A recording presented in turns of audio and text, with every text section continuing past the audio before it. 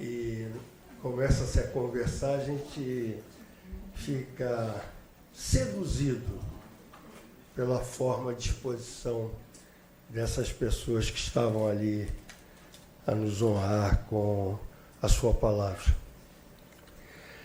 Nós hoje estamos em mais um capítulo do estudo, do capricho, da coragem. Nós hoje estamos aqui para ouvir sobre o negócio jurídico processual no processo civil e arbitragem. Não se preocupem, os meios alternativos de solução de conflito ainda não caíram na boa graça. Não só do judiciário, mas também da nossa população. Ainda se exige muito a presença do homem da capa preta. Ainda não se percebeu que o homem da capa preta, de tanto ser exigido, ele não tem mais como julgar.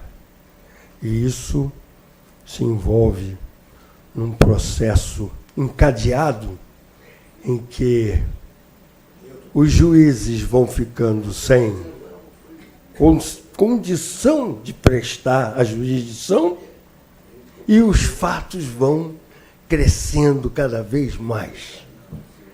Então, é para este encontro com as nossas vicissitudes é que nós estamos destinando esses últimos momentos do ano a estudar as fórmulas possíveis de fazer justiça.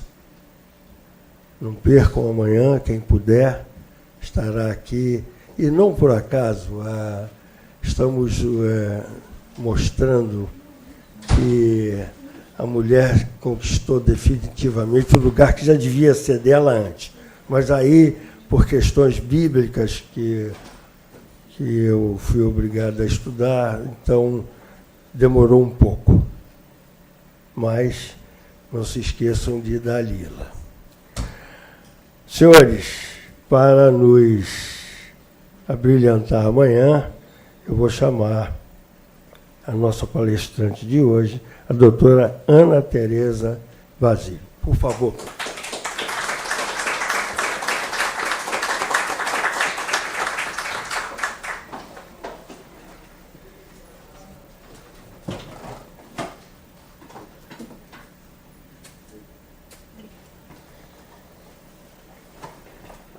Embora com uma redução das suas possibilidades, porque ele está proibido de falar. Eu não sei, isso, professor, proíbe-se de falar aqui? Não sei, mas sabe, olha só que coisa interessante. Ele está proibido de falar por ele mesmo, pelas convicções internas, pela ética interna, porque ele vai fazer alguma coisa, não sei o que é. Nem ele disse, é um segredo, mas ele não pode falar sobre direito empresarial. Ele está proibido pelas convicções internas dele. Esse cara parece juiz, hein? Juiz é que tem esses, né? Às vezes a gente vê que o direito está dissociado da justiça e a gente tem que escolher entre um ou outro, que vale que os princípios, como o professor Cavalieri me ensinou, os princípios estão sendo exumados. Eles estão vindo lá do fundo para nos auxiliar nessa tarefa. Mas, mesmo com a contenção imposta por ele mesmo, eu vou pedir ao professor Roberto Ayub que venha se juntar.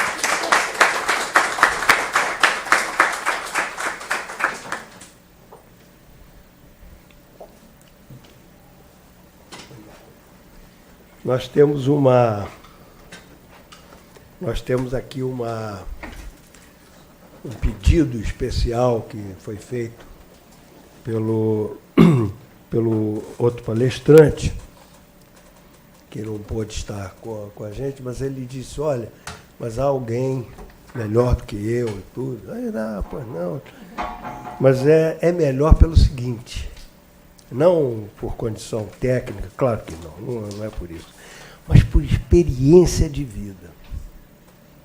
Pessoa que passou por esta saga, que é julgar, e julgar com consciência, e foi adiante com os reveses da vida, reveses terríveis, que ele vai vencendo a todo o tempo. E ele está observando isso tecnicamente e veio nos auxiliar a conduzir esta mesa, para a qual eu, no final, eu acho que aliás, antes, eu devo pedir licença, porque eu não mereço estar entre figuras tão destacadas. Eu vou pedir ao juiz Jair Vasconcelos que venha nos auxiliar nessa tarefa, por favor.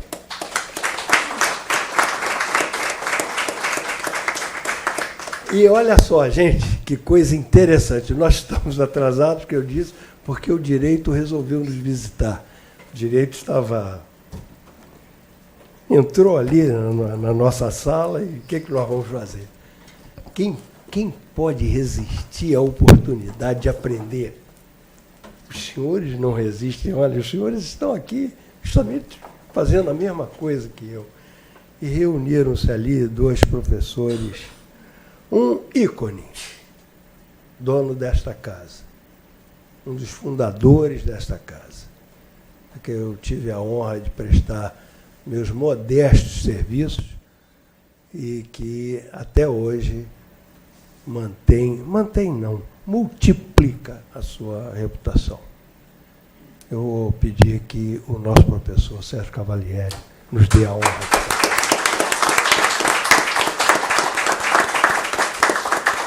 E se há uma fresta de equilíbrio, se há uma fresta de equilíbrio, um resquício de esperança no país, ele está na eleição dos nossos líderes. E a Justiça Federal está para confirmar essa minha esperança e a esperança de todos nós, porque o desembargador André Fontes, que vai nos dar a honra de estar aqui, muito provavelmente estará confirmando.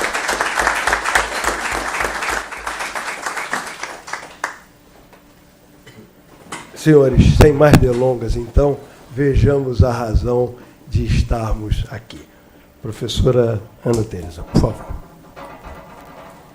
Bom dia a todos. Agradeço as palavras sempre carinhosas e amigas do desembargador Antônio Carlos Teles Torres, que sempre foi, sempre será nosso mestre, meu mestre e nosso mestre, em vários temas, notadamente no direito empresarial. O dia de hoje é muito especial para mim, em primeiro lugar, pela composição da mesa, porque só há na mesa, sem nenhuma exceção, grandes mestres e grandes professores de direito civil, de direito processual. Nós realmente estamos hoje com uma mesa iluminada, da qual a minha iluminação é a menor, porque eu só tenho meus professores aqui, meus professores de direito civil, meu professor de direito empresarial, meu professor de direito processual e meu professor de filosofia e direito processual aqui do meu lado. De jeito nenhum. Mas o dia é muito especial e o tema também é especial, porque a Ayub e eu falaremos hoje, basicamente, sobre 3 artigos do novo Código de Processo Civil. Mas 3 artigos que representam uma substancial mudança de paradigma no processo civil brasileiro. Representam uma evolução substancial da própria estrutura do nosso processo civil. É curioso, mas é inevitável constatar que o artigo 190 e 191 e também o 200 do novo Código de Processo Civil foram os três inspirados no Instituto da Arbitragem. Instituto que, como nós sabemos, no Brasil ainda é jovem, porque apenas em 97 a legislação atribuiu execução específica à cláusula de arbitragem.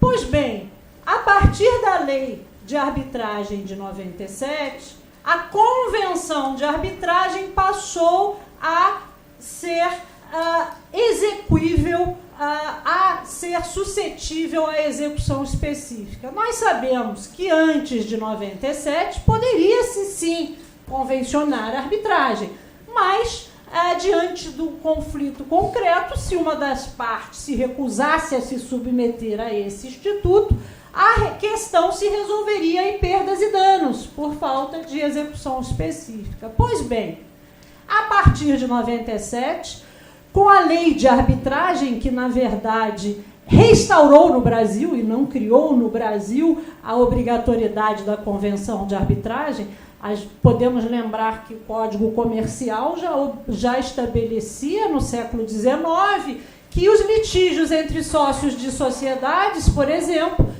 obrigatoriamente deveria ser resolvido por arbitragem. Então, a arbitragem, que no século XIX era um instituto altamente desenvolvido e amadurecido no Brasil, foi obscurecido no final do século XIX pela proibição da Convenção Impositiva de Arbitragem, restaurada pela Lei em 97.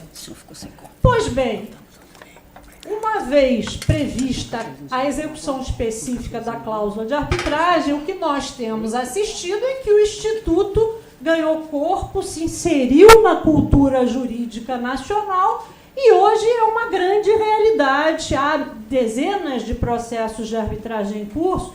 E aqui é bom dizer que a arbitragem não é, como muito se disse, uma opção, uma alternativa ou uma solução para reduzir a quantidade de processos no Poder Judiciário. Não é esse o propósito dela em nenhum lugar do mundo.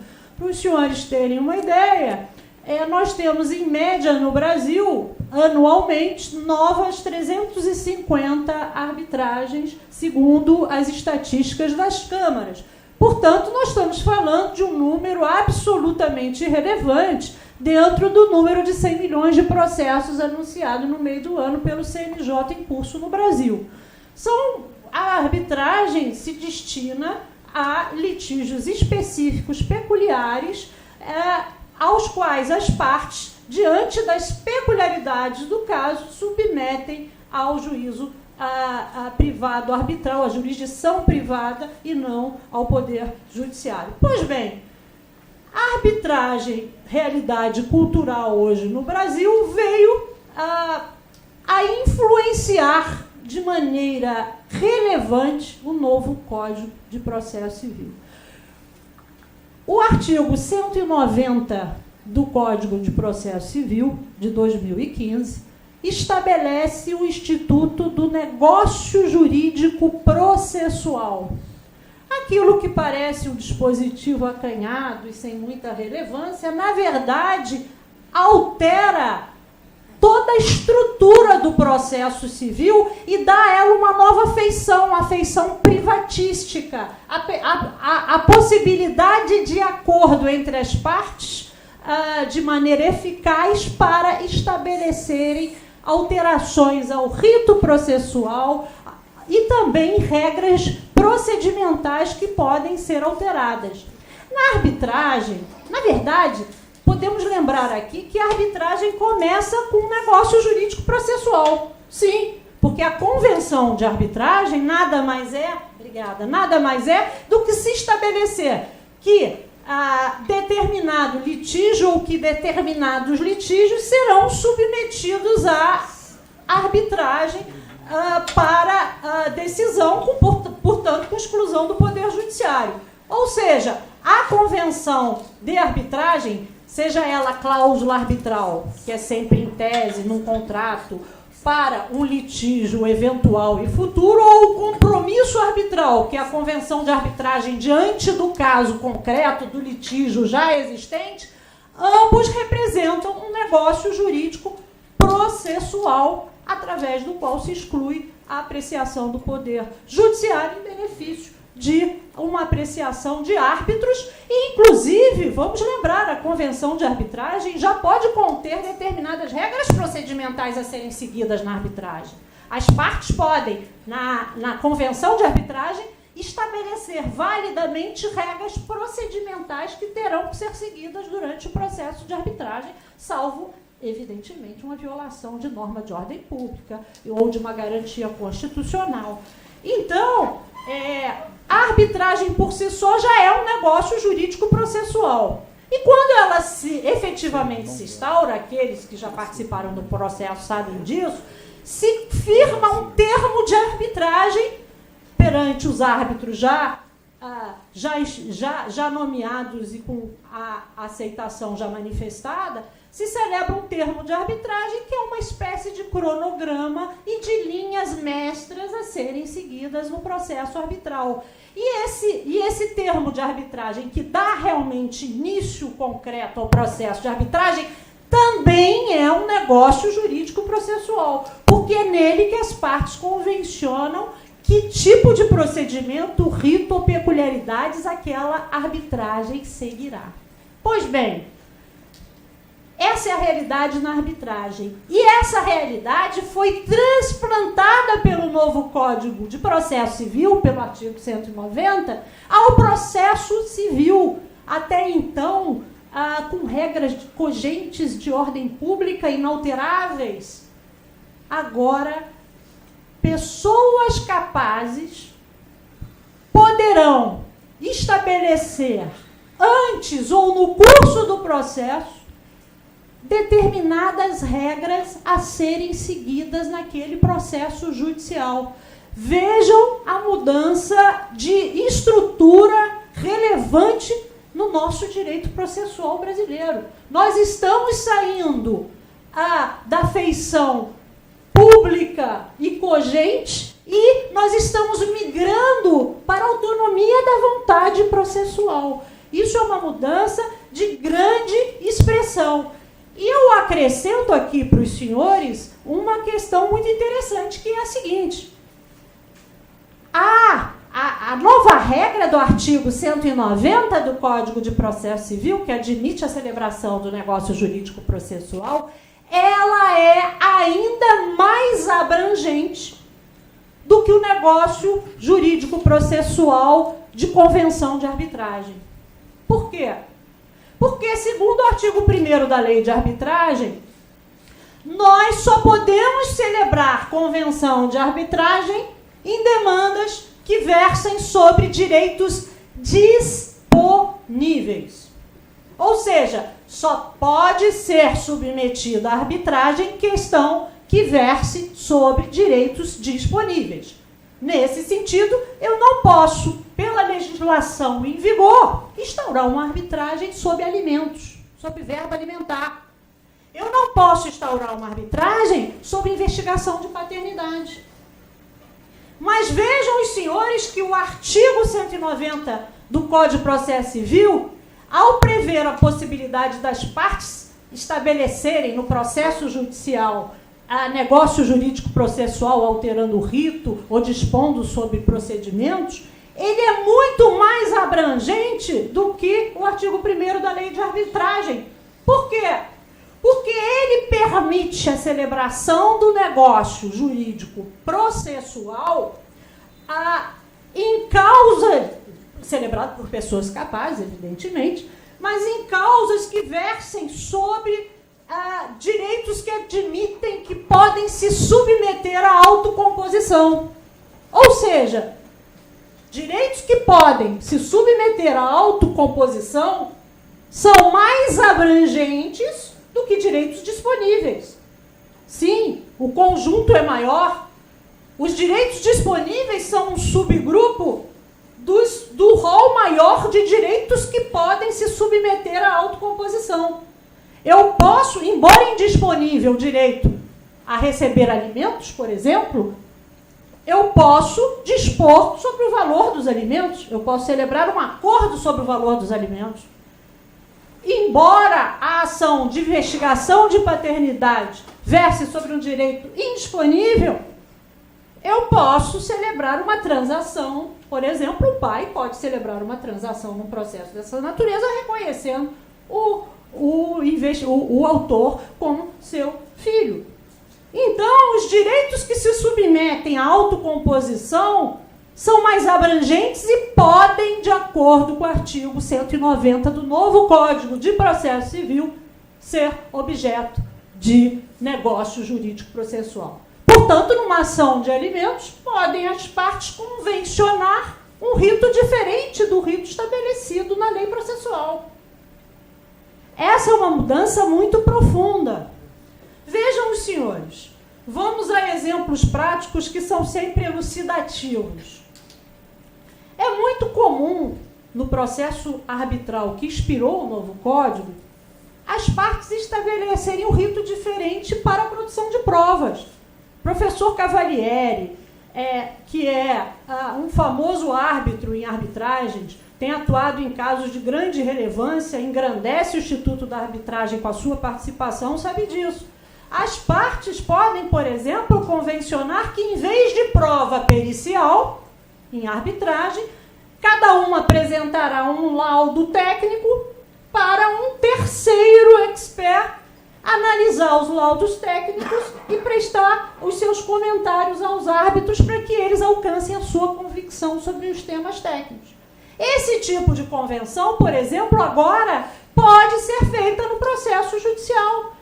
Autor e réu podem convencionar que, ao invés da nomeação de um perito pelo juízo, poderão apresentar, por exemplo, dependendo da peculiaridade do interesse das partes no caso, laudos técnicos para avaliação de um terceiro expert, esse sim nomeado pelo juízo. Essa é uma possibilidade. Outra possibilidade concreta, as partes podem, por exemplo, convencionar que preferem primeiro fazer a audiência e depois a prova pericial. Isso também ocorre em arbitragem. Diante de determinadas peculiaridades do caso, esse tipo de iniciativa pode ser adotada. E muito interessante também a inovação do artigo 191 do novo Código de Processo Civil, que na mesma linha permite que as partes convencionem, e aí com autorização do juiz, um cronograma a ser seguido no processo. Vejam, senhores, cronograma a ser seguido é ato comum em arbitragens. Já se estabelece, ou no início da arbitragem, ou no curso dela, a data da audiência, a data do prazo de apresentação de rol de testemunhas, a data da apresentação de réplica, tréplica e etc. Então, vejam os senhores, agora podemos convencionar cronograma no processo civil. E qual a consequência disso? Ela está nos parágrafos do artigo 191 do Código de Processo Civil. Não há, se fixado um cronograma, por exemplo, numa audiência de mediação, pode-se fazer um cronograma, ou as partes podem fazer já no primeiro ato do processo, aí com a presença do juiz, fixado esse cronograma, ficam as partes já evidentemente cientes das datas e se dispensa a intimação para audiência, intimação para apresentação de determinada petição, porque já está programado no cronograma em que data esses atos deverão ser praticados. E isso, evidentemente, gera celeridade e economia no processo. Mas, é claro, para fixar o cronograma, e aí estamos falando do artigo 191 do Código de Processo Civil, é preciso a anuência do juiz, até porque há atos que são da competência dele. As partes não podem fixar razoavelmente uma data de audiência se o juiz concordar, afinal a agenda é dele. Então, para o cronograma é necessária a autorização do juiz, que é quem preside o processo, é quem administra o cartório, é quem verifica as disponibilidades. Agora, para a celebração do negócio jurídico processual, e aí voltamos ao artigo 190 do Código de Processo Civil, basta as partes contratarem aquela regra a ser seguida no processo. E podem, vejam os senhores, como essa mudança é relevante. Num contrato pode ser inserido o rito de futuro processo. É o que está previsto agora no novo Código de Processo Civil. Então, vejam os senhores, o contrato pode, por exemplo, um contrato de locação, por exemplo, pode prever, desde que estabelecido pelas partes, que em vez de uma perícia numa ação renovatória, será requerido pelo juiz o valor de mercado à Fundação Getúlio Vargas, por exemplo, de um imóvel. Ou seja, as partes podem criar, desde que, evidentemente, não se viole nenhum princípio constitucional do contraditório, da ampla defesa.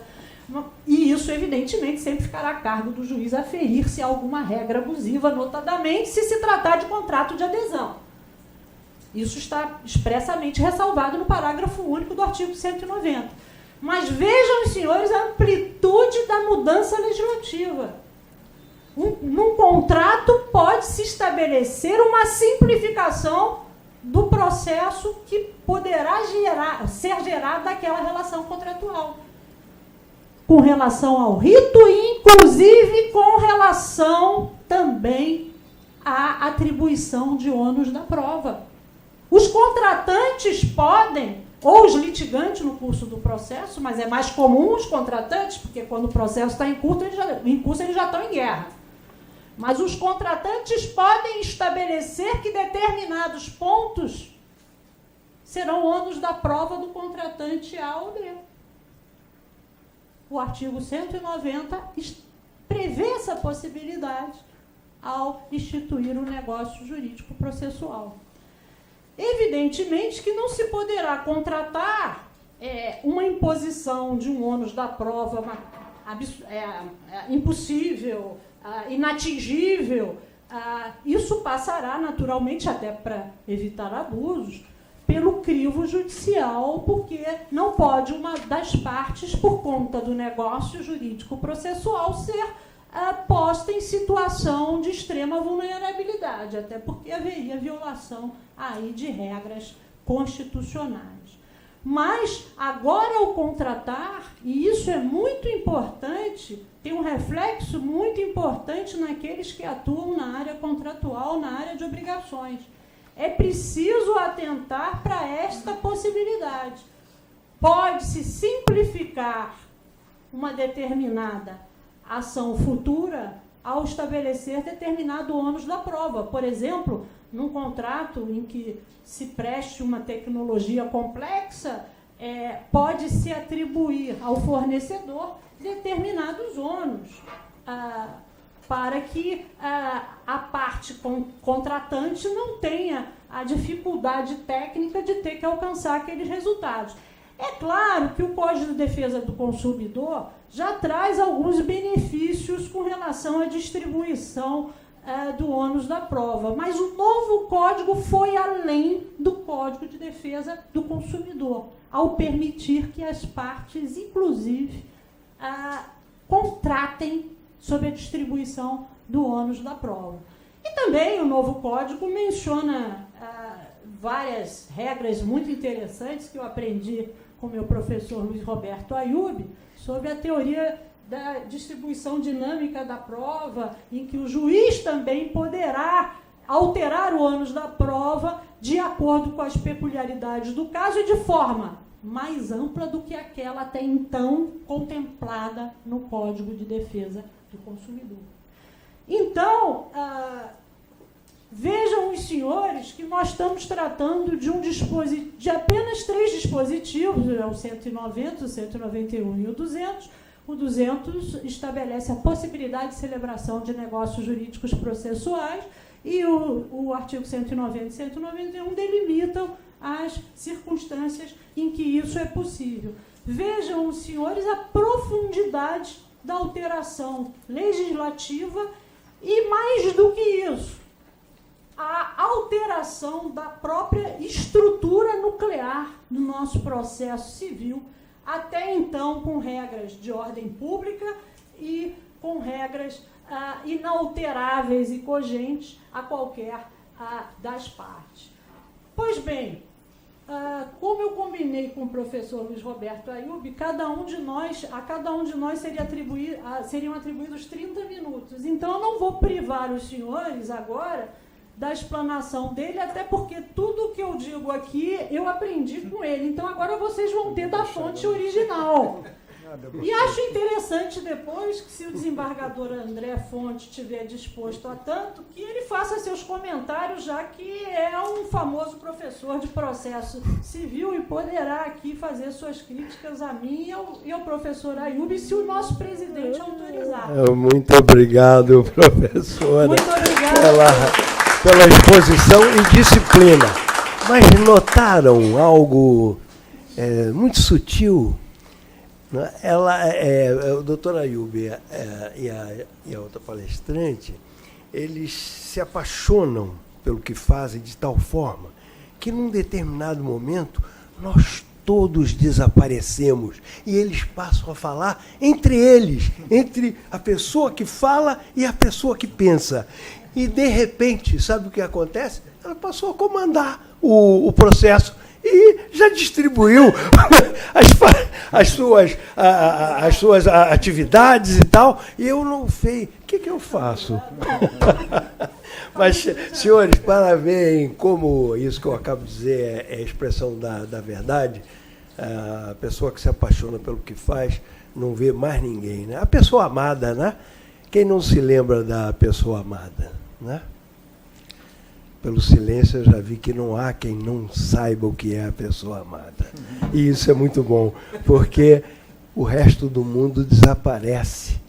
A humanidade passa a ser resumida numa pessoa só. Pois bem, é com essa aura de prevalência, é com este universo de domínio que eu passo a palavra para o professor Luiz Roberto Ayub. Muito obrigado. Inicialmente, quero dar... Vocês estão me ouvindo? Tá ligado. Inicialmente, gostaria de dar bom dia a todos. Hoje, infelizmente, não acordamos com uma notícia boa, evidentemente, né? E eu queria aqui, mesmo que muito distante, prestigiar os familiares, né? Das pessoas que, infelizmente, faleceram nesse acidente aéreo.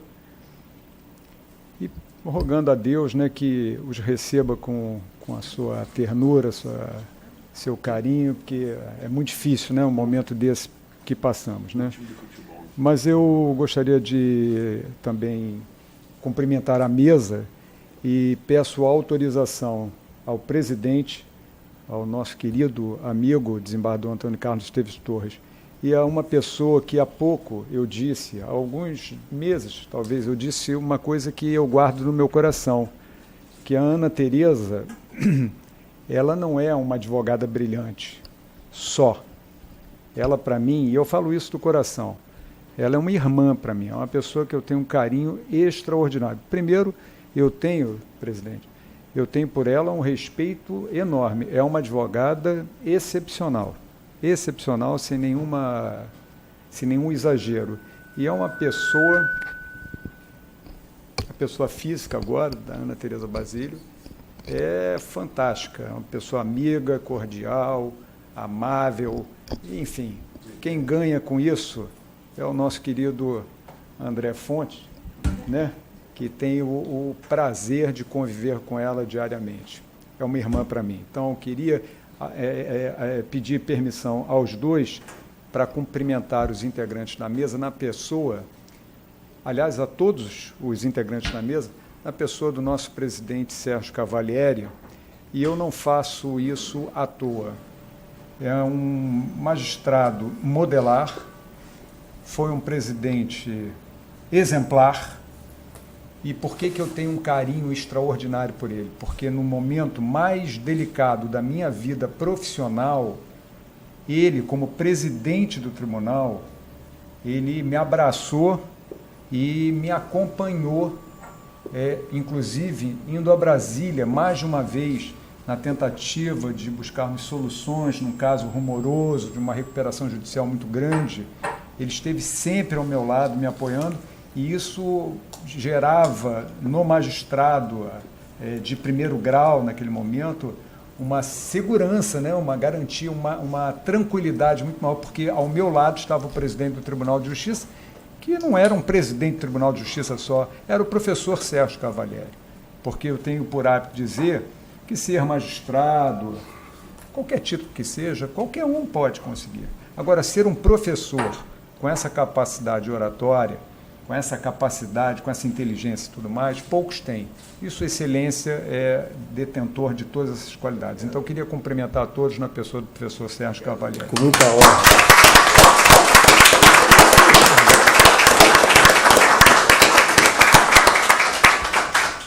E cumprimentar o público, eu peço permissão para cumprimentá-los através de duas pessoas amigas, né? O Dr. Antônio Boller e o Dr. João Basílio, irmão da palestrante, então é meu irmão também, né? Se eu fazer um cálculo aqui, é uma equação, não tem como fugir disso.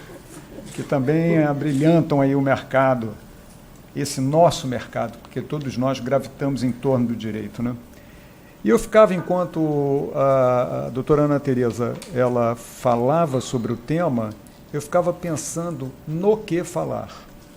Porque ela esgota o tema. Ela é uma árbitra conhecidíssima, respeitada por demais entre seus pares, e conhece tudo sobre o tema. E eu, como não vou me manifestar sobre a arbitragem, eu vou ficar centralizado na questão do negócio jurídico, eu vou tentar e puxarei, evidentemente, para o lado do processo civil, sem entrar em nenhuma discussão na área empresarial, e se fizer, peço que o meu presidente me dê um beliscão para que eu me lembre que eu não posso falar, que eu não tenho como falar sobre isso agora por uma razão pessoal. Será atendido. Agora, quando se fala em meios alternativos de solução de conflitos, e aí eu fico limitado à mediação e à conciliação, que são definidos no Código de Processo Civil, lá nos artigos 166, 165, 167, está por ali, principalmente 166, que faz uma distinção entre o que é mediação e o que é conciliação, porque são institutos absolutamente distintos.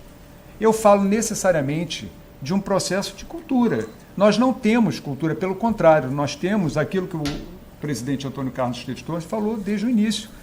É um preconceito a esses meios alternativos de solução de conflitos, porque tudo passa pelo homem da capa preta, como se nós todos fôssemos capazes de absorver todas as demandas que nos são trazidas diariamente. Isso não é verdade. Então nós temos que romper esse preconceito. E romper o preconceito, a meu juízo, se faz conhecendo aquilo que se critica sem conhecer.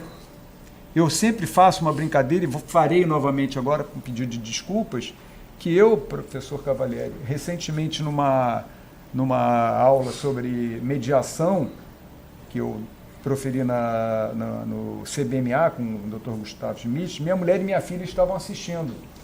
E lá disse, até é um trecho de um artigo que escrevi há pouco tempo, que o Código de Processo Civil, alguns gostam, outros nem tanto, e muitos sequer o conhecem, mas já o criticam. E eu fiz um paralelo, André. Eu disse o seguinte: eu não gosto de abóbora, isso em sala de aula, eu não gosto de abóbora, não gosto, nunca comi. E durante aquela semana, Jairo, a minha esposa fez uma sopa de cenoura deliciosa. E na aula seguinte, eu novamente estive lá, ela e minha filha, ela, com a irreverência de quem a conhece, perguntou: você gostou? No meio da aula, você gostou da sopa de cenoura? Eu falei: adorei, estava uma delícia, mas era de abóbora. falei, meu saudoso pai dizia assim, olha, se tiver que mentir, faça com convicção. E ela acreditou mesmo que eu gostei. Mas, enfim, o problema da mediação e da conciliação passa exatamente por essa questão da cultura, porque no momento em que tivermos essa cultura que já vinha sendo provocada há anos pelo professor Kazuo Watanabe, nós enxergaremos um ambiente muito fértil para a solução do conflito, porque todos nós aqui, sem exceção, fomos formados para litigar, vamos mediar. Que é mediar? Quando realmente a mediação, a meu juízo, é a melhor solução, porque é uma solução sem nenhuma mágoa, ou com menor mágoa possível, porque ela foi tomada, a decisão, por intermédio das partes que foram mediadas. O que é mediação, senão uma negociação assistida? A partir do momento em que que um mediador, não me beliscou, que um mediador, ele participa de uma relação conflituosa, ele ali não tem nenhuma função proativa no sentido de dizer que é assim ou é assado. Ele tem, através dos métodos de negociação, da mediação, portanto, ele tem que mostrar os caminhos, o que é melhor, o que é pior, se for por aqui, se for por ali. São as técnicas de mediação que conduzem as partes a uma solução. Então, é uma solução muito mais legítima, reduz-se muito a tensão, e dali não virá, provavelmente, pelo menos em tese, não virá ou não virão outros conflitos, pelo menos por parte daquelas pessoas. O juiz hoje, e eu não vejo isso com maus olhos, muitos criticam, coisa e tal, o juiz ele não é o protagonista do processo, porque ele não é ele não é o titular daquele direito que está sendo discutido. O juiz, como diz Teresa Rudalvin, falei isso sexta-feira, peço desculpas por repetir novamente, o juiz é dono dos fatos, mas o dono do direito é a sociedade. Então, se as partes puderem, através de uma negociação, chegarem a uma conclusão, o juiz ele vai acatar e ponto final, e principalmente através da colaboração das partes. E Ana Teresa falou no início da sua exposição sobre a colaboração, que encontra assento hoje no artigo 6º do Código de Processo Civil, que todos os sujeitos do direito devem colaborar em busca de uma decisão justa e efetiva e em tempo razoável. Observem quantas informações um único artigo, que é uma norma fundamental, nos informa. Quantas informações esse artigo nos remete? Em tempo razoável. E o que é o tempo razoável? O ministro Fux colocou essa questão outro dia nesse mesmo seminário. Para mim, o tempo razoável é aquele tempo, João, em que o bem da vida pode ser entregue enquanto não for obsoleto. Porque entregar um bem da vida quando é obsoleto é a mesma coisa que não entregá-lo. É negar a justiça. E esse artigo 6º, como norma fundamental, ele amolda a norma processual. E a norma processual encontra assento lá no artigo 190, como já dito pela professora Ana Teresa. No artigo 191, que trata da flexibilização, permitindo que as partes, eu vou aqui repetir, estabeleçam um cronograma que todos a ele, cronograma, se vinculam, inclusive o próprio juiz, desde que, por óbvio, ele homologue, verificando se há ou não uma eventual abusividade. Por exemplo, nós estamos do lado maior especialista na área do direito do consumidor. Se tiver ali alguma cláusula neste cronograma que possa, de alguma forma, afetar os interesses de um vulnerável, é evidente que o juiz não vai acatar aquilo ali. Ele vai acatar desde que haja a paridade entre as armas, desde que haja a igualdade entre aqueles que estão naquele conflito que tende a desaparecer através da colaboração, que é muito rica. Eu digo isso por quê? Porque esse novo Código de Processo Civil, eu sou suspeito porque dele gosto muito. Ele estabelece, nessa visão neoconstitucionalista, pós-positivista, um cotejo entre o princípio e a regra, entre a norma fundamental e a norma processual. Fugindo um pouquinho do tema, sem perder muito tempo, para cada um dos artigos que se referem às normas fundamentais, portanto, aos princípios, nós vamos encontrar um correspondente na norma processual. Por exemplo, hoje, se eu pego o artigo 4º, que é uma norma fundamental, eu vou ver lá que todos nós temos o direito subjetivo de termos, também em tempo razoável, a entrega da tutela satisfativa. O processo é, portanto, hoje, um instrumento de resultado, diferente do que foi no passado, em que se buscava encontrar uma nulidade qualquer para macular aquele processo e não dar o direito a quem dele é o titular. Observem, por conta desse dispositivo, nós podemos, nas normas processuais, encontrar diversos outros artigos que com ele conversam, dialogam. Por exemplo, artigo 317, que faz com que cheguemos à conclusão de que cada vez mais teremos menos sentenças terminativas.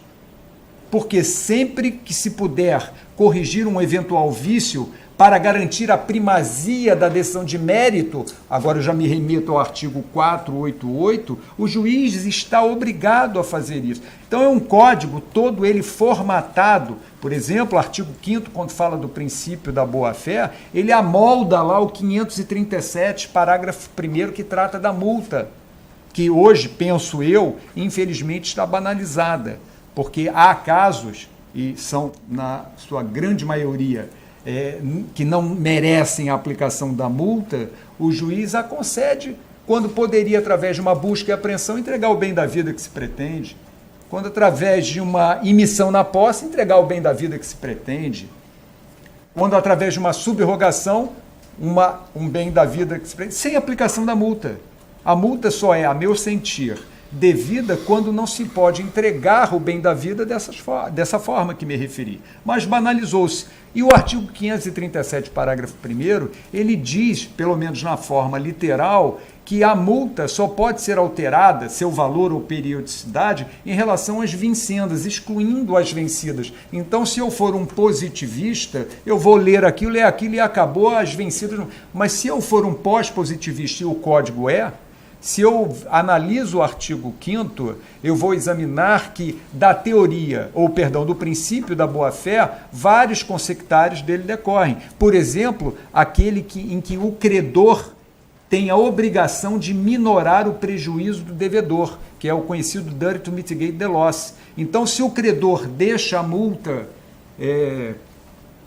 fluir para chegar a um valor que é incompatível, contrariando inclusive o caput do artigo 537, é óbvio que ali, naquele caso, e o direito se resolve à luz do caso concreto, ali o juiz poderá verificar a multa vencida, o valor ou a periodicidade, para até se evitar o enriquecimento sem causa. Mas voltando ao nosso tema, eu me remito então agora ao artigo 6º e falo da colaboração como um princípio que nos remeterá a esse artigo 190. Vejam bem, o 190 e o 191, que trata dessa flexibilização, desse cronograma, que traz reflexos, isso muito bem sabe o desembargador Sérgio Cavalieri, porque quando foi presidente e tem que ser um administrador, esse cronograma traz reflexos, inclusive na questão cartorária, porque, como disse Ana Tereza Basílio,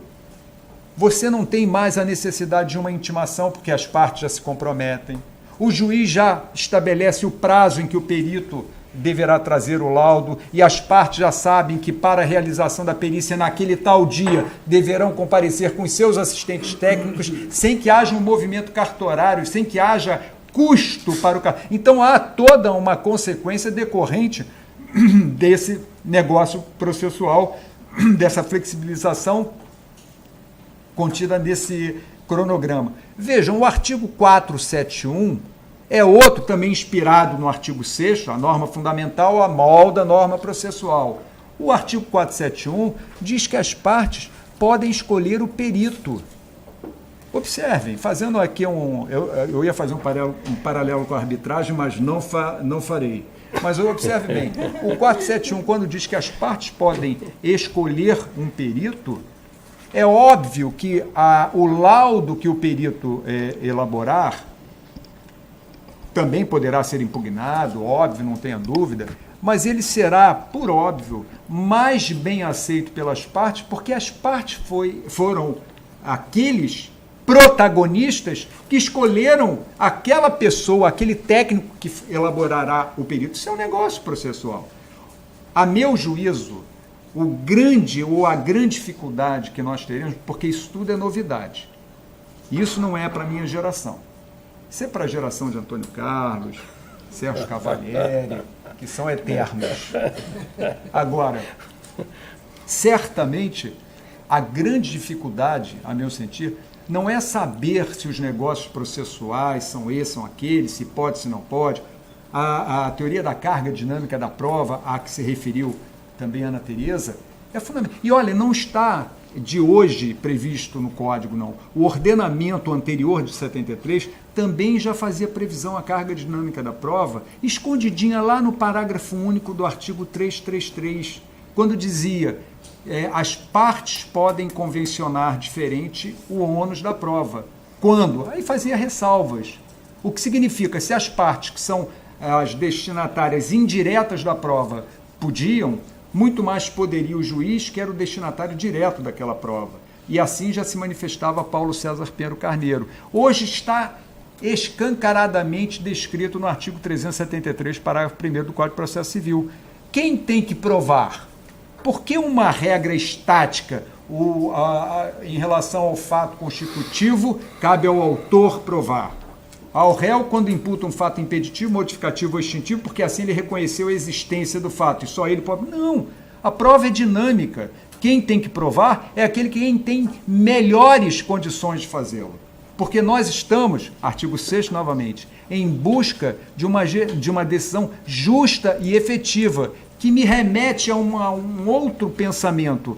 Hoje, e eu já defendia isso há muito tempo, mas hoje, sem dúvidas nenhuma, as consequências decorrentes da revelia no processo civil estão cada vez mais mitigadas. Nós estamos no processo civil caminhando, a meu juízo, novamente, caminhando cada vez mais em busca da verdade real, no processo civil também.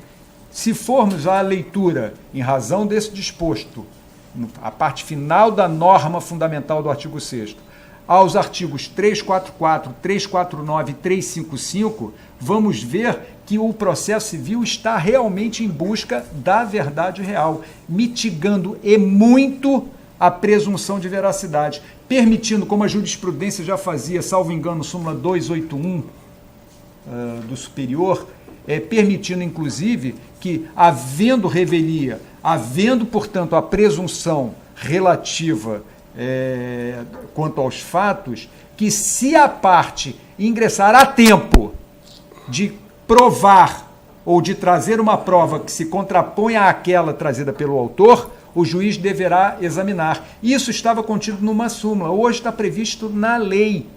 Nada obstante uma presunção de veracidade em razão da revelia, se a parte ainda há tempo. E que tempo é esse? Até a sentença. É o que diz o 355.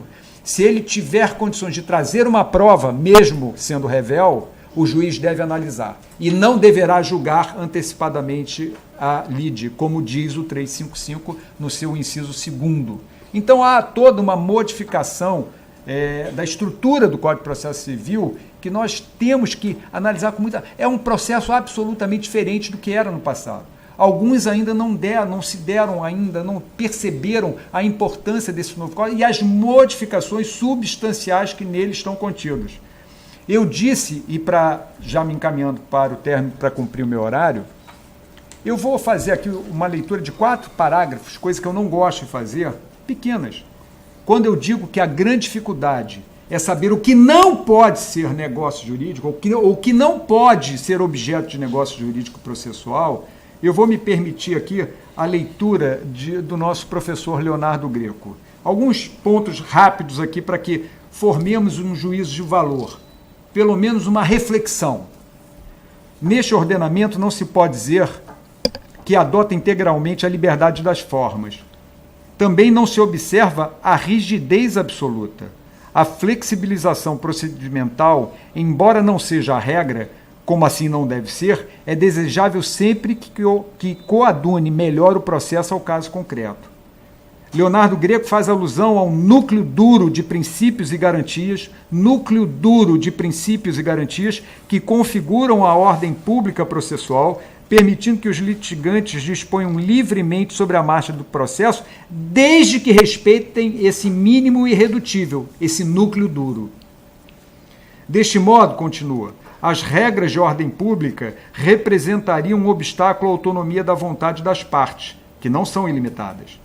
Aí diz ele, os contratos processuais são vedados, por conseguinte, na opinião dele, se violarem os princípios, tais como o devido processo legal, o contraditório e a ampla defesa, o juiz natural, a celeridade, dentre outros. Por quê? Continua.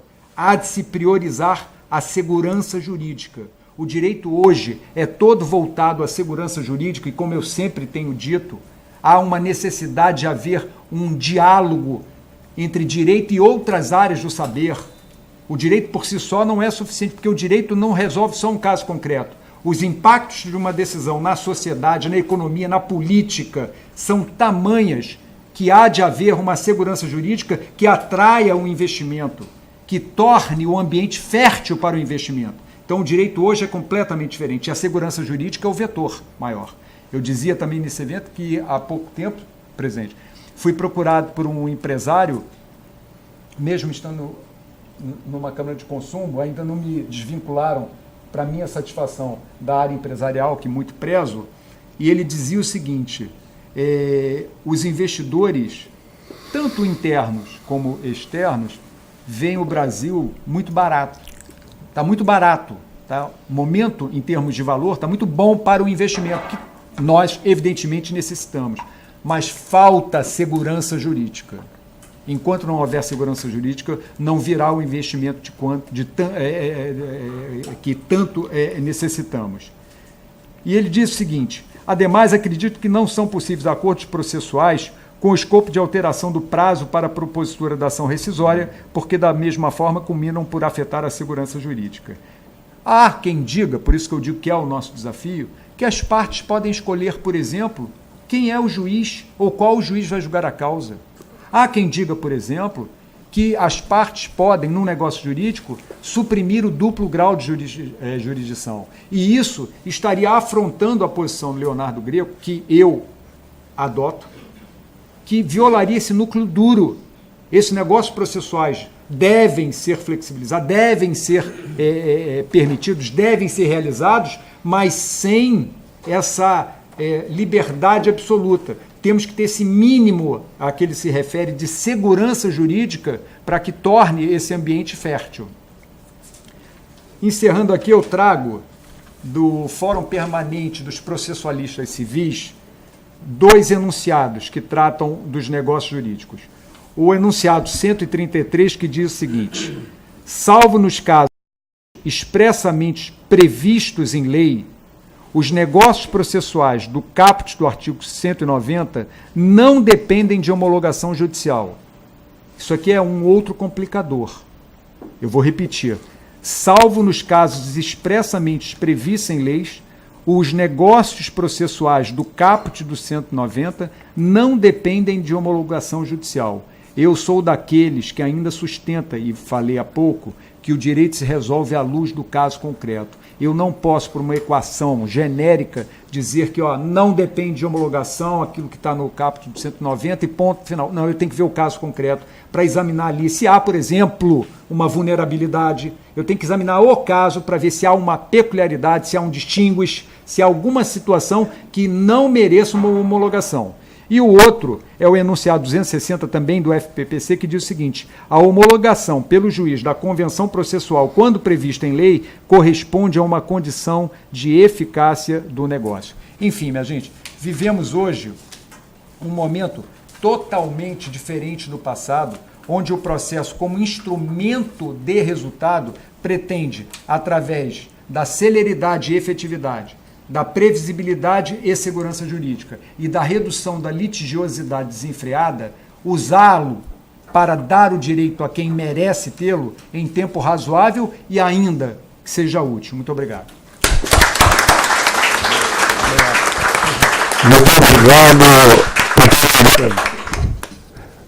Muito obrigado, professor Ayub. Eu tenho a impressão de que vão ter que apurar aí a sua capacidade auditiva, mas eu vou procurar, inclusive eu serei muito breve. Mas se os senhores...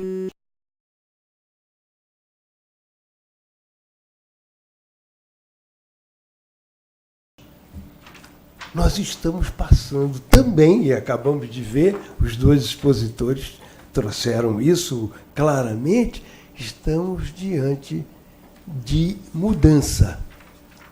E a mudança é tanto mais profunda quanto estamos nós a viver momentos de encontro do país consigo mesmo. Porque até aqui, e ainda assim justiça, judiciário, ação era só para os filhos d'algo.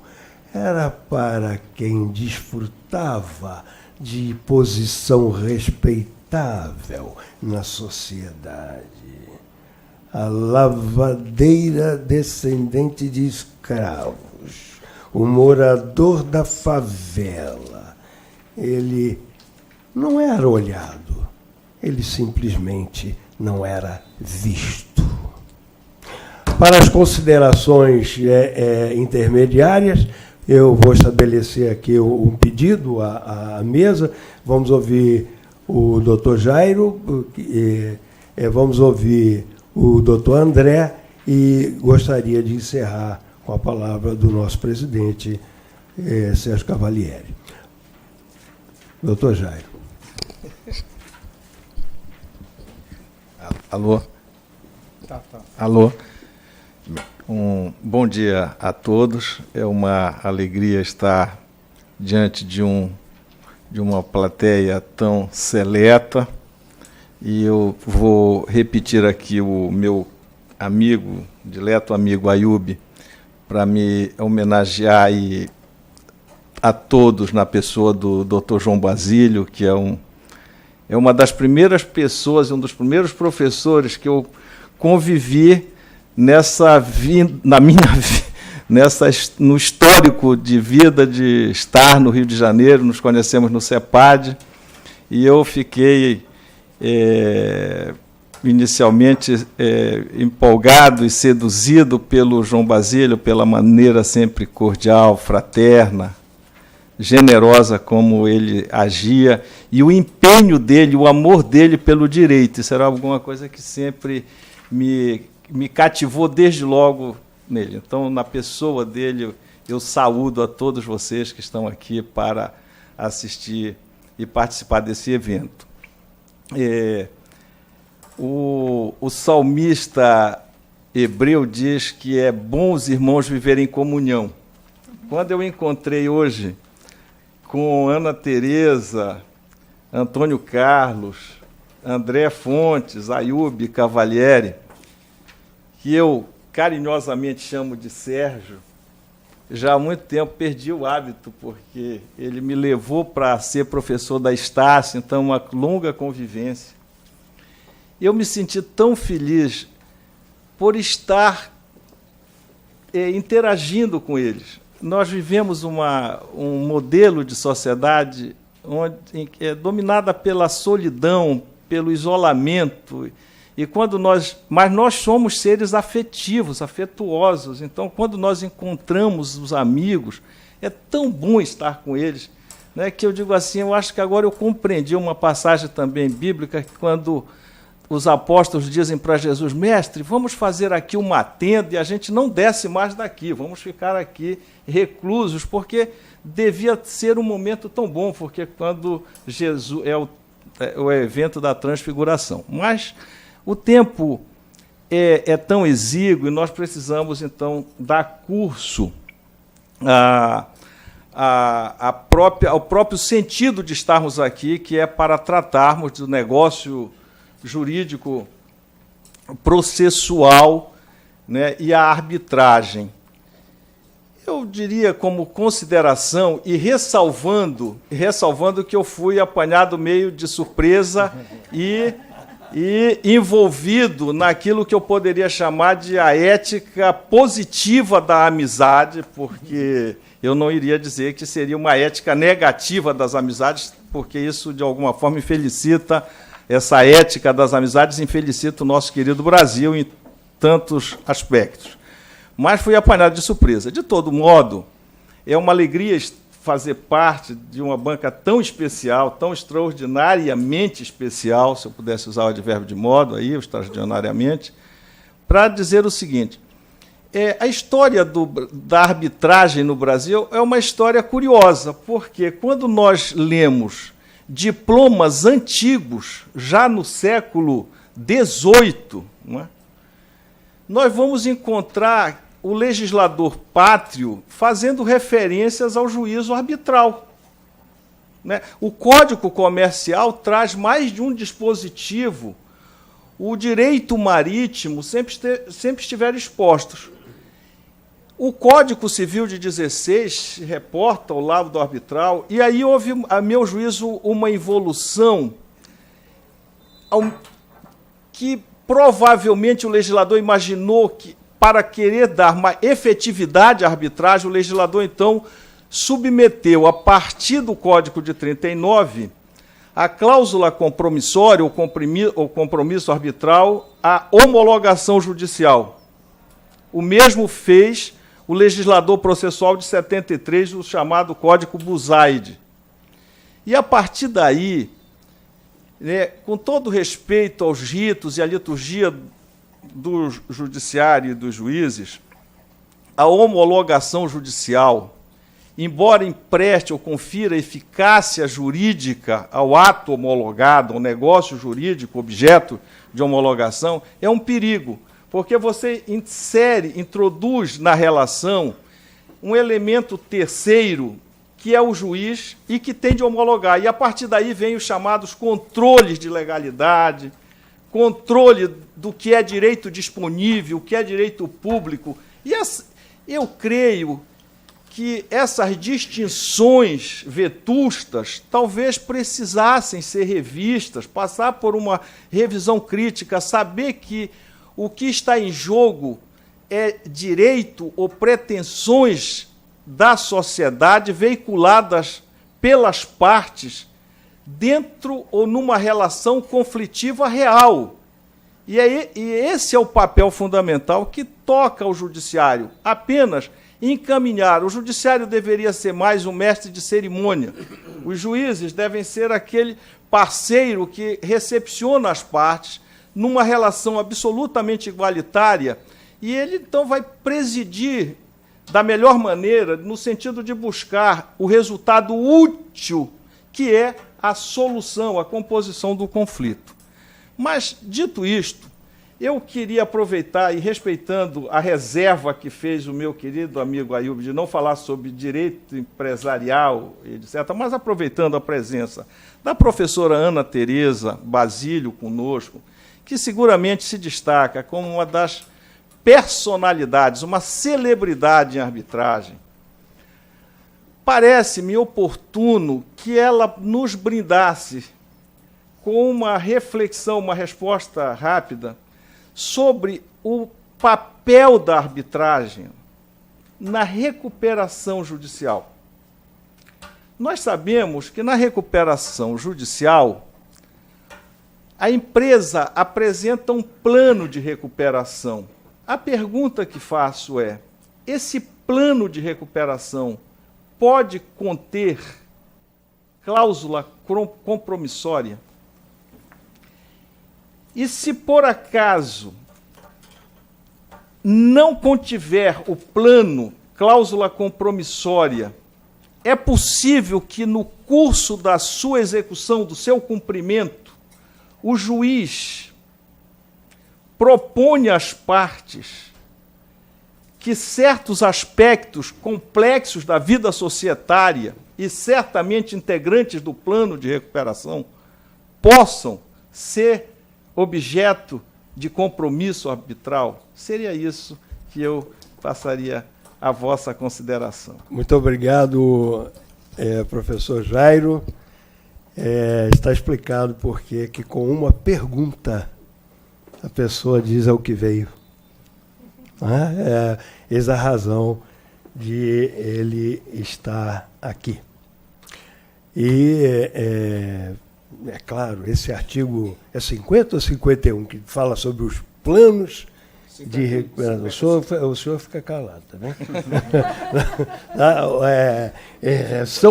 São tantos os planos que há um juiz aqui que enfrentou a ordem natural das coisas para poder dizer se o plano seria viável, que o juiz tem que dizer isso. Ele inverteu, ele exigiu a manifestação de um técnico. Faz então, o resultado prático da situação. A própria fórmula da recuperação abre um universo imperscrutável de oportunidades e de sensibilização de sistemas. Professora. A presidente da mesa, meu querido amigo Dr. Jairo, a pergunta é de uma complexidade e de um brilhantismo incrível. A pergunta é realmente intrigante. Eu responderia começando por um fato recente que me parece muito relevante. Nós temos que falar em recuperação judicial de mediação e de arbitragem. Eu tenho escrito a respeito da mediação em recuperação judicial e acredito que hoje ela é uma realidade. Na quinta-feira da semana passada, foi realizada perante o juízo da 7ª Vara Empresarial, doutor Fernando, uma audiência para instauração de mediação entre a OI em recuperação judicial e a Anatel, agência reguladora e credora também da OI. Portanto, eu começaria a dizer que a mediação pode ser amplamente utilizada no processo. Essa resposta é mais fácil. A mediação pode ser amplamente utilizada no processo de recuperação judicial e pode, como constou no caso específico da recuperação da OI, que é a primeira no Brasil, na qual há previsão expressa de mediação com relação a credores. Inclusive, eu acrescentaria também, além dessa mediação entre a Anatel e OI, que no plano de recuperação da OI está contemplado a realização de mediação para pequenos credores no valor de até R$50 mil, que também é uma inovação, mas, nesse particular, para os credores com menos de R$50 mil, ainda depende de apreciação do juiz, o que deve ocorrer em breve. Agora, sem deixar de enfrentar a pergunta, agora vamos à parte mais complexa da indagação. É possível estabelecer arbitragem entre a recuperanda e o credor no plano de recuperação judicial? Esse é um tema absolutamente inédito. Não foi ainda testado do ponto de vista prático até onde eu tenho a informação. Mas eu responderia positivamente com relação aos valores ilíquidos. Me parece que o plano pode prever a arbitragem como forma de solução do litígio entre credor e recuperanda com relação aos créditos ilíquidos, aqueles que ainda não têm um valor definitivo fixado. E, uma vez fixado em arbitragem, esse valor estará sujeito aos efeitos da recuperação judicial e, por conseguinte, ao plano aprovado em Assembleia de Credores. Agora, com relação aos valores líquidos, ou seja, aqueles valores que já estão fixados e que estão submetidos ao regime da recuperação judicial, me parece que, nesse caso, a matéria estaria submetida ao juízo universal da recuperação. Inclusive, recentemente, embora não fosse litígio entre credor e recuperanda, mas no âmbito da própria recuperação judicial da OI, determinado tema foi submetido à arbitragem por acionistas e, em conflito de competência, o Superior Tribunal de Justiça decidiu no sentido de que cabe ao juiz da recuperação judicial, diante do juízo universal que ele atrai, decidir sobre temas diretamente afetos a esse procedimento especial. Então, me parece que, com relação a valores líquidos, a soberana é a Assembleia, que fixará as regras a serem cumpridas. Portanto, com relação aos valores líquidos, me parece que só o juiz ou a Assembleia poderiam deliberar. Primeiro a Assembleia e o juiz como fiscalizador das regras fixadas. Então, me parece que a resposta seria positiva com relação a valores ilíquidos. O plano pode contemplar a liquidação através desse meio de solução de litígios, mas não com relação aos valores já líquidos. Eu sei que, embora o doutor Ayub não vá falar sobre direito empresarial aqui, quando acabar o evento, ele vai provavelmente me corrigir e me puxar a orelha. Mas a pergunta é realmente brilhante e me parece, nesse primeiro momento, que a resposta seria possível para alguns tipos de créditos já líquidos. Muito obrigado, professora, pela inteligência, sagacidade, porque, senhores, a lei de recuperação, que bom, a gente já não fala mais lei de falência, né? Porque falava-se lei de falência. O decreto 7661 começava no seu artigo 1º. Considera-se falido. São as primeiras palavras da lei. Né? Agora, na lei 11.101, começa com a recuperação. Até essa inversão tópica demonstra o espírito do legislador. Mas por que eu estou falando isso? Sei lá, assim, é porque eu estou com pena do Ayub, porque ele está submetido a uma tortura. Ele não esperava por essa. Ele já torceu a mão aqui, a ponto de liberar as suas capilaridades digitais do sangue. Está sem sangue na ponta dos pés, na ponta das mãos. Dando prosseguimento ao possível.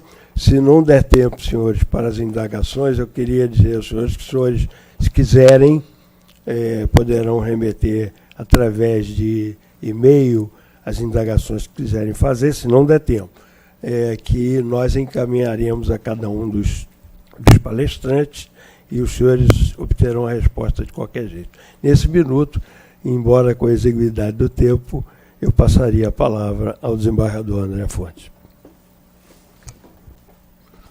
Bem, eu gostaria de me consociar com o Dr. Jairo, que mencionou que também foi de surpresa convidado para a mesa. Eu vim aqui a ouvir a doutora Ana Tereza Basílio na sua exposição, que seria a primeira exposição, a primeira palestra que eu ouviria sobre negócio processual. Entretanto, eu vou atender o apelo da mesa e pediria respeitosamente que não me exigisse uma pergunta a ela. Eu pediria licença a todos para manter íntegro, fora de qualquer contexto, e manter a imunidade dela também nesse aspecto. Então, sobraria o doutor respeito, hein, gente? Sobraria o doutor Ayub, a quem eu dirigiria uma única pergunta, porque o tempo já estava, a hora está avançada e eu não gostaria de me estender. Mas eu percebi na exposição, a brilhante exposição do Dr. Ayub, que ele parece que aderiu a essa posição dos processualistas em convenção sobre a inexigência de uma homologação para os negócios processuais. Parece que foi essa, não? Porque se isso for verdade, nós teremos um problema prático. E aí os advogados vão ter que enfrentar. O 966 do CPC atual, parágrafo 4º, diz que submete-se à anulatória, que era do antigo 486, que era a nulitatis, os atos homologados. Pois bem, se prevalecer essa orientação dos processualistas e não se homologar, nós vamos ter dois sistemas. Um do Código Civil novo, que trata de erro, dolo, coação puro, é como se esse negócio feito nos autos do processo fosse igual a um contrato entre duas partes, estaria sujeito a tudo que é homologação, a tudo que é impugnação do Código Civil, quiçá do Código de Defesa do Consumidor, se houver ali, eventualmente, aspectos nesse sentido. Ou homologação atraindo para o juiz a característica de querer nulitatis, se houver impugnação. E aí, regras de competência, para quem entende, no TRF, eu fico vencido, no 26-1, de que a anulação do 486 e do 966 é do primeiro grau. Mas lá no TRF entendem que a competência é similar à da ação rescisória. É uma discussão antiga, não é nova. Eu não reinterpretei o assunto com a luz do novo CPC, mas do antigo eu tinha convicção de que, sem previsão expressa na lei ou na Constituição, dizendo que a competência deveria ser originária de um órgão do tribunal, deveria ser primeiro grau. Essa matéria foi batida e debatida, fiquei vencido dezenas de vezes, no chamado 26-1, lá no TRF são só 27 integrantes, e aí vem a mesma discussão agora. Pois bem, se essa regra prevalecer, é uma indagação, não seria o caso de, para o advogado, o 966 ser um fator de segurança, porque traria com a homologação, atrairia com a homologação todas as regras processuais que a tradição da querer nulitatis apresenta, diversamente de que a não homologação cairia no regime aberto do Código Civil. É a indagação que eu faria para atender às exigências da ocasião. Demonstrou com o brilhantismo de sempre como é que pode, em menos de um minuto, o indivíduo exalar competência e sabedoria. Meu caro desembarrado, meu amigo André,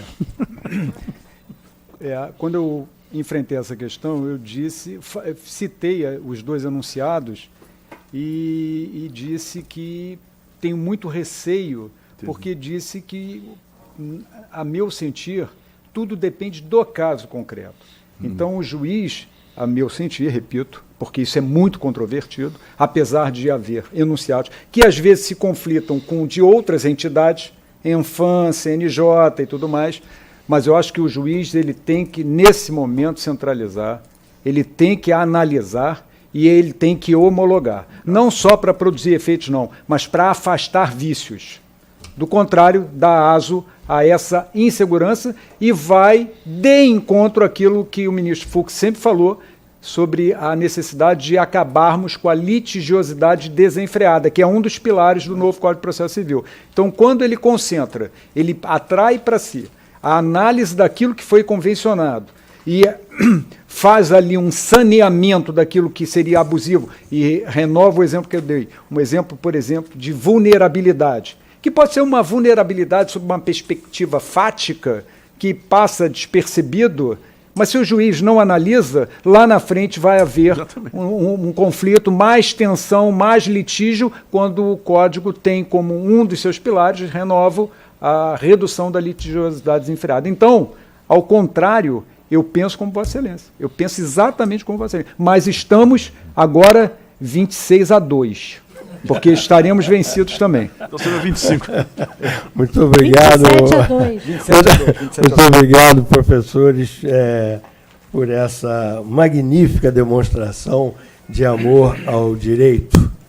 E passo a palavra ao nosso professor de sempre e nosso presidente da eternidade, professor Sérgio Cavalieri. Por favor. Meus senhores, fiquem tranquilos que eu não vou falar nada. Não vou falar até para demonstrar que não sei nada. Vocês vão ficar meio ofendidos comigo. Eu entrei na magistratura em 1970. Fiz meu curso de Direito na década de 60. Então era o Código 39. Apliquei aquele código até vir o Código Buzaide. Quando veio o Código Buzaide, era uma revolução. Intervenção de terceiro ia ser uma solução fantástica, inclusive botar a tal da oposição. Então, bem, apliquei o Código Buzaide até me aposentar, 2009. Nunca me foi apresentada a senhora oposição. Deve ser uma senhora muito difícil, né? Agora, quando veio o novo código, apesar de todos os, né, elogios e tal, eu me dispus a seguir. Não vou advogar, eu sempre digo isso. Não sou concorrente, não aprendi a advogar, não sei advogar e não vou advogar. Estou gostando muito de arbitragem. E aí eu estou no ramo. Então, não tenho condições de fazer nenhuma pergunta, nenhuma crítica. Agora eu quero agradecer ao Jairo. Por que, Jairo? Porque, graças a ele, eu tive o privilégio de estar aqui hoje e aprender tanto. Ontem nos encontramos casualmente num determinado lugar decente, né? E ele me falou dessa palestra hoje, com a professora Ana Tereza e o Ayub. Falei, pô, vou lá, estou precisando aprender alguma coisa.